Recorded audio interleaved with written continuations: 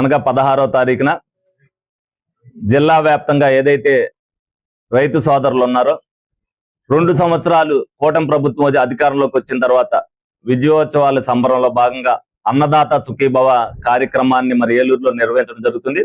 Indoor స్టేడియంలో జిల్లాల నలుమూల నుంచి కూడా 5,000 మంది రైతులతో ఏదైతే ప్రభుత్వం ఇప్పటి వరకు చేసిన కార్యక్రమాలు, మెయిన్ గా ఈ జిల్లాలో చేసే కార్యక్రమం అన్నదాత సుఖీభవ, అదేవిధంగా సంక్షేమ పథకాల్లో ఏదైతే ఇస్తున్నారో అవన్నీ కూడా ప్రజలందరికీ వివరించడానికి గవర్నమెంట్ తరపునే ప్రోగ్రాం నిర్వహించడం జరుగుతుంది.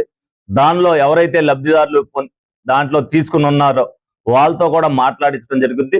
ఎందుకంటే ప్రజలు ఏదైతే సౌకర్యాలు పొందుతున్నారో, ఏదైతే సంక్షేమం పొందుతున్నారో దాని గురించి, ఉచిత బస్సు దాని గురించి కానీ, ఏదైతే తల్లికి వందనం గురించి కానీ, అన్నదాత సుఖీభావ గురించి కానీ, ఇవన్నీ కూడా ఆ కార్యక్రమాల వల్ల లబ్ధిదారులకు ఏమి జరుగుతుంది అనేది వాళ్ళతో ఎక్స్ప్లెయిన్ చేయడానికి ఈ కార్యక్రమం నిర్వహించడం జరిగింది. 26 జిల్లాల్లో కూడా 16, 17, 18, 19 తారీఖుల్లో 26 జిల్లాల్లో కూడా ఒక్కొక్క చోట ఒక్కొక్క కార్యక్రమం గురించి ఈ సభలు నిర్వహిస్తున్నారు. దానిలో భాగంగానే 16వ తారీఖున ఏలూరు జిల్లాలో నిర్వహించడం జరుగుతుంది.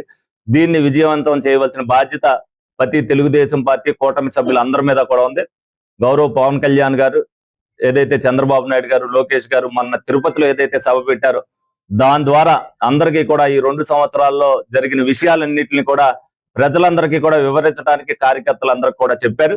ఈ సభ ద్వారా రైతు సోదరులందరికీ తెలియపరచడమే కాదు, రానున్న రోజుల్లో 45 రోజుల పాటు ఇంటింటికి తిరిగి ఈ 2 సంవత్సరాల్లో కూటమి యొక్క విజయాలు, ప్రజలకు ఏ విధంగా మేలు జరుగుతుంది అనేది కూడా అన్ని వివరించడం జరుగుతుంది.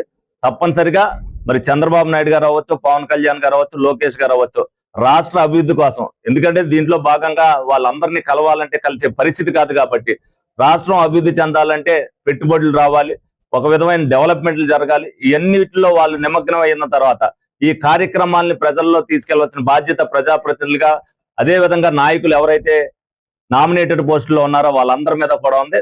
ఈ సభని విజయవంతం చేసి రేపు రాబోయే రోజుల్లో ప్రజలందరికీ కూడా ఈ విజయాలు తెలియవలసిన బాధ్యతని ప్రతి ఒక్కరు కూడా తీసుకోవాలని సందర్భంగా తెలియజేయడం జరుగుతుంది.